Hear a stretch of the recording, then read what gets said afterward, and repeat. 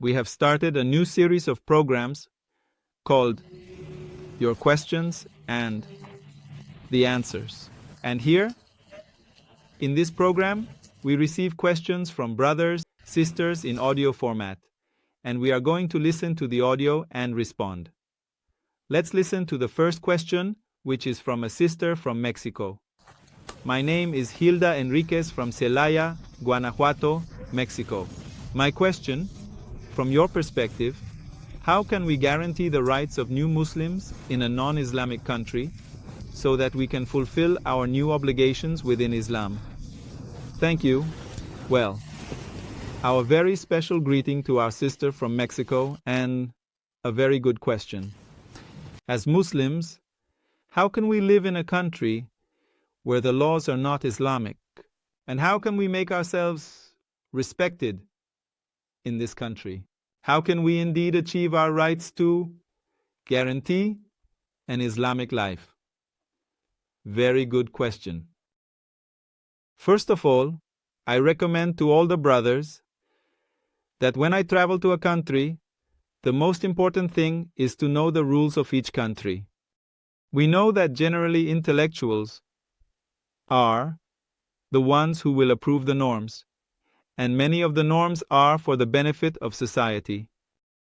I cannot say that 100% of all norms are in favor of human beings, because just as these norms in the West are made by human beings, they will have their errors and shortcomings. That is normal.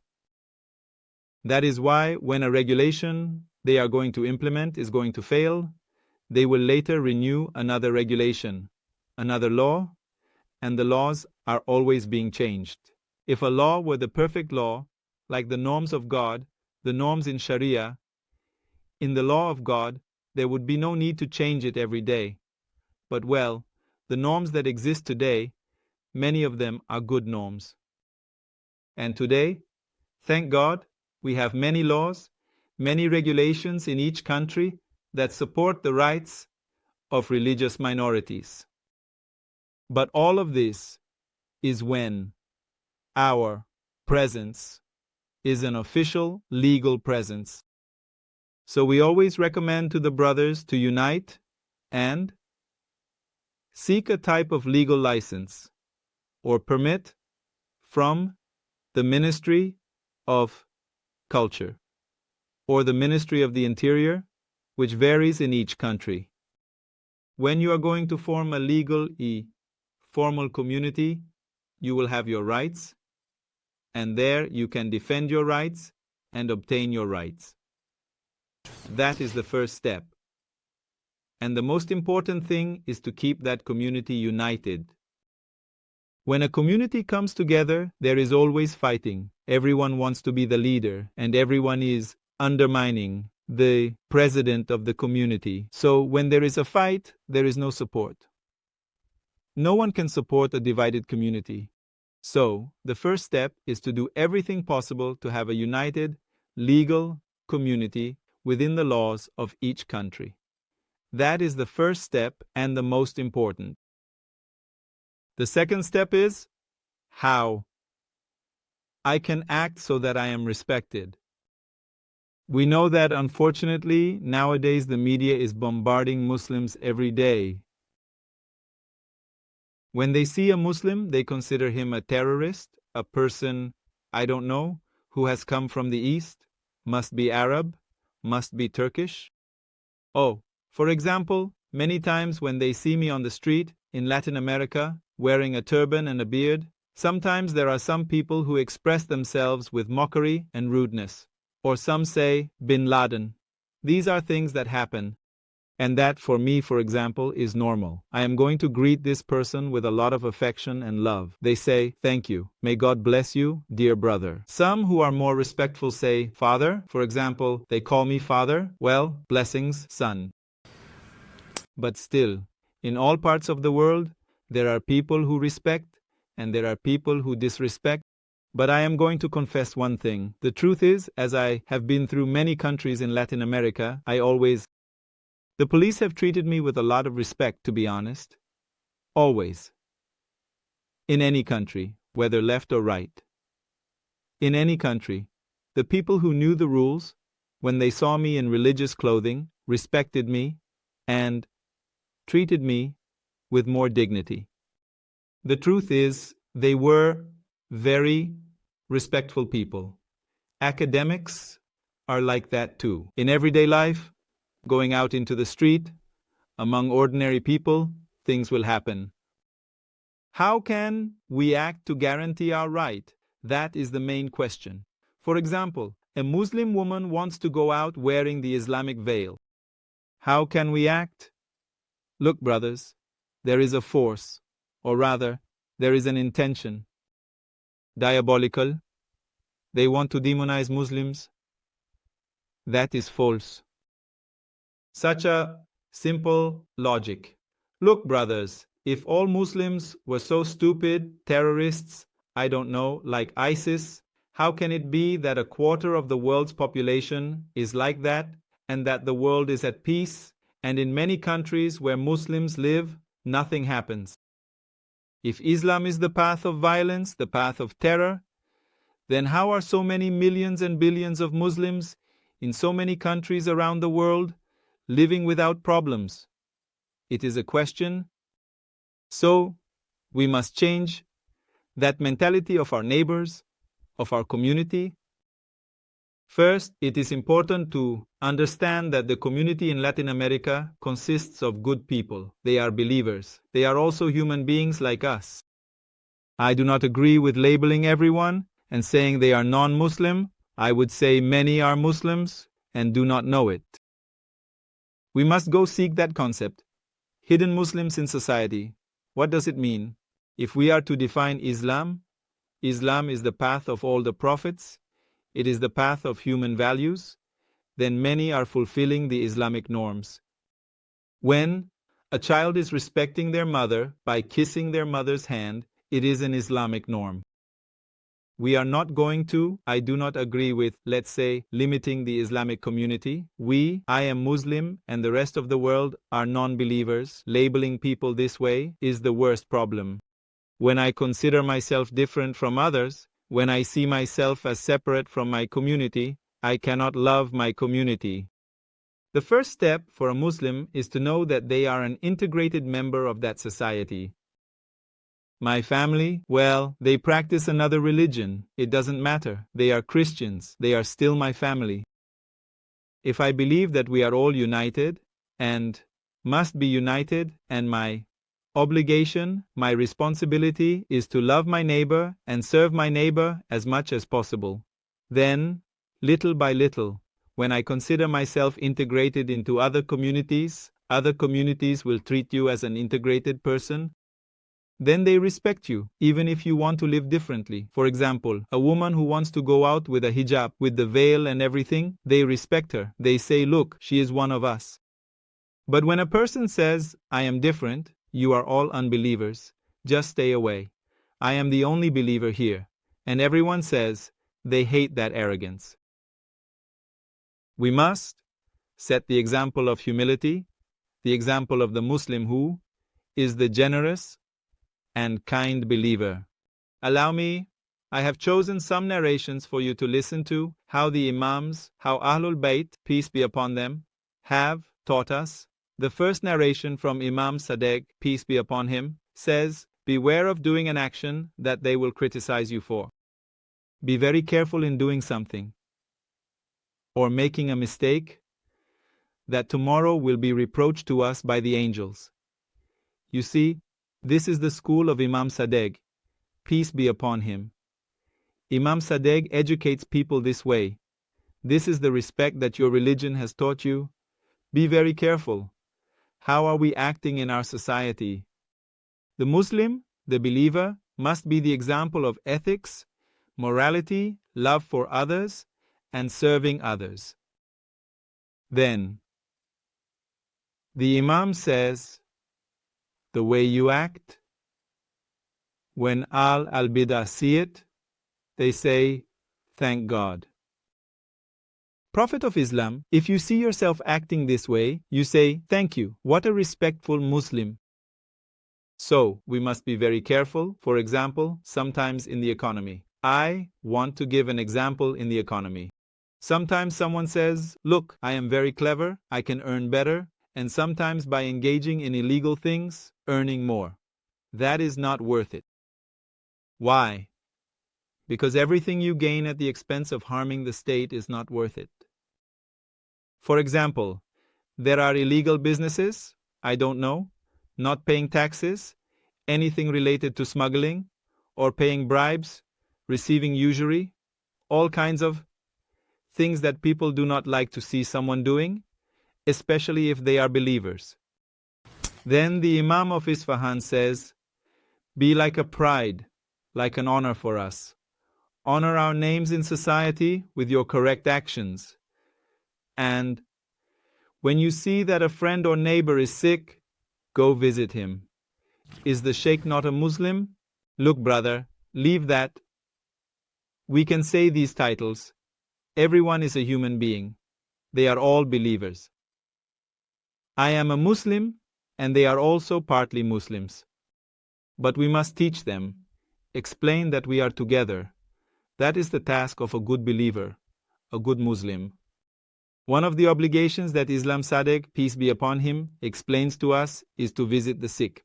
I ask you if you want, do you have your rights guaranteed as a Muslim woman? I ask you, how many times have you gone to hospitals visiting the sick? Weekend, a holiday, bringing flowers to the sick, showing your integrity to society. Participate in their burial, in their funeral. When you see that a friend, a brother, has lost a close family member, go ahead, participate in their funeral, in their burial. Hey, they are not Muslims. It doesn't matter.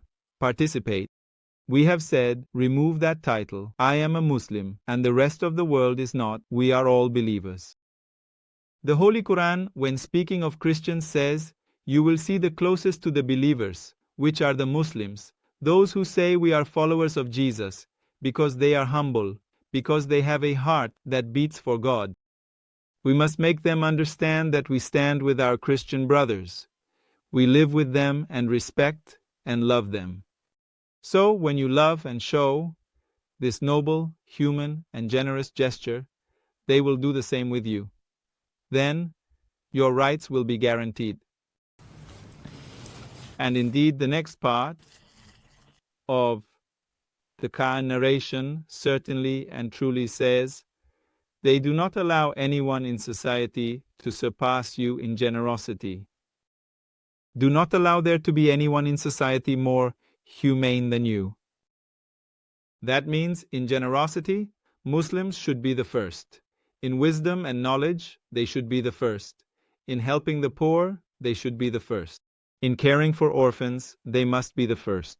In the construction of schools, they must be the first. If there is a good deed, Muslims should be ahead of everyone. They should be the first in line to help society, to serve others, to support the poor. No one should get ahead of you. Therefore, a Muslim must economically strive to earn lawful money to support anything that benefits society. There are many narratives that, if we want, we can continue explaining. It will take a long time, but ending with another narration, it says, the true followers of Al-Bayt, the true Muslims, have these characteristics. In piety, in loving God and fearing God, they are the first. When they pray, their heart speaks with God.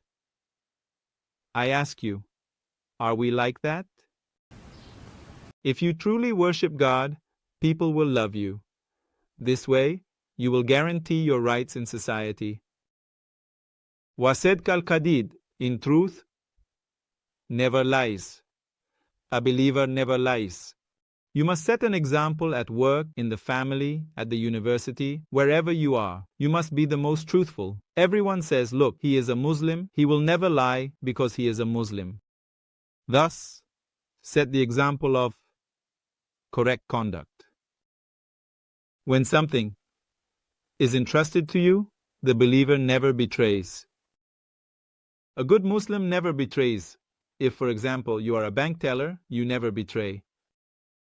If you are a teacher at school, always come well prepared to teach. It means you fulfill your social responsibility. You always complete your task in society. If you are earning something, respond for what you are earning. This is called responding to the trust that has been placed in me. It means that if you trust a job in my hands, I will fulfill it. That is a Muslim believer. That is the example we are giving. And may you truly and sincerely be the best companion for those who accompany you. The best neighbor for your neighbors, the best student for your teachers, the best doctor for your patients. That's how. And spreading peace is a greeting. When a Muslim greets, they greet with a loud voice. Assalamu alaikum, peace be upon you. Spreading peace is a characteristic of the believer. Sometimes there are people who greet you, and we do not respond. That is not the character of a believer. It is the character of a hypocrite. A Muslim is a good believer. So, if you go out from your house to the street, greet everyone loudly, saying, "Good morning, good afternoon, how are you? Thank you." With kindness and love, showing love. When you leave the mosque and walk down the street, people know that is the Muslim. A Muslim who is bitter or arrogant is not a believer. You should show humility by greeting everyone with much love and much peace. Wa etam, feed everyone. Invite your neighbors. I want to ask a question. How many times have you invited the neighbors of the mosque, the neighbors of the Islamic Center, your neighbors? That they are not Muslims, of course, does not matter. And how many times have you invited them? How do you want to be respected? Without being generous.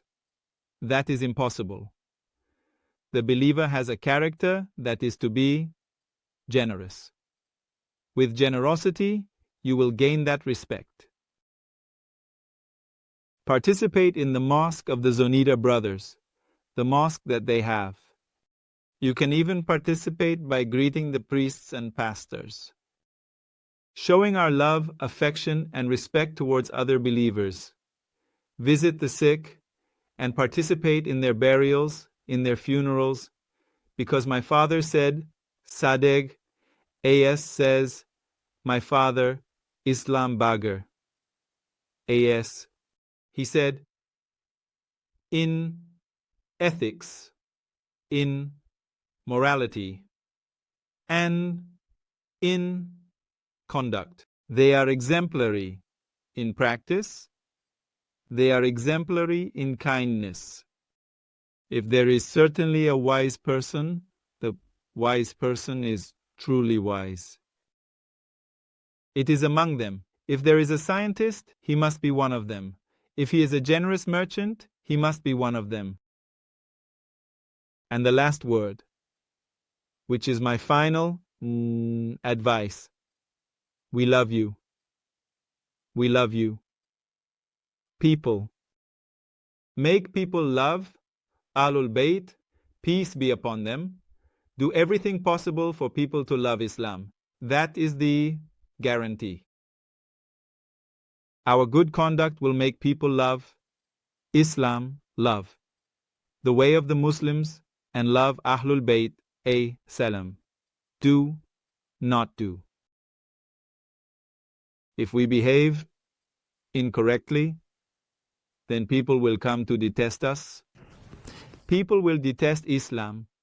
When they see a Muslim breaking a law, when they see a Muslim mistreating his wife, when they see a Muslim neglecting his poor neighbor, when they see a Muslim circumventing the country's laws, earning more, they say, those types are Muslims. That is a great sin.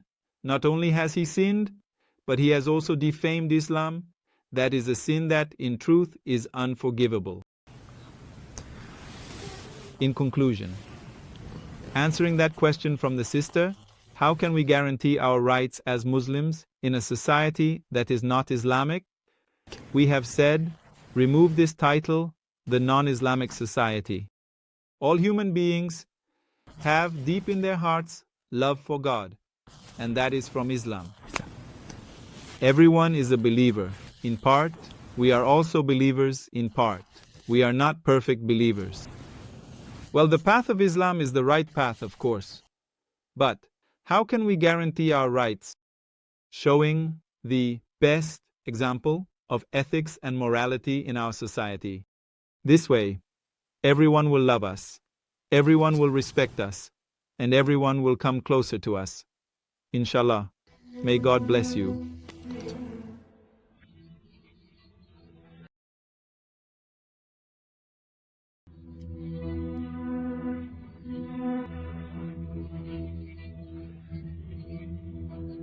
Subscribe to the channel.